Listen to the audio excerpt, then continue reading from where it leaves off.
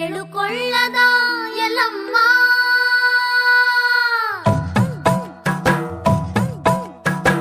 ಎಳುಕೊಳ್ಳದ ಎಲ್ಲಮ್ಮ ನಿನ್ನ ಕಥೆಯ ಹೇಳುತ್ತೀವಿ ಕೇಳಮ್ಮ.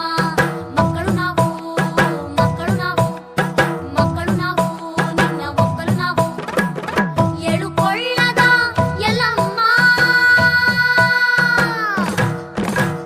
ಕಾಶ್ಮೀರದ ರಸ ರೇಣುಕಾ ರಾಜನಿಗೆ ಮಕ್ಕಳಿಲ್ಲದಿರಲು ಮಹರ್ಷಿಗಳ ಮಾತಿನಂತೆ ಯಜ್ಞವಾಯಿತು.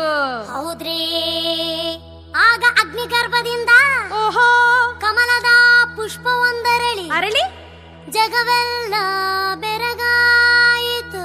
ಓಹೋ ಉಧೋ ಉಧೋ ಉಧೋ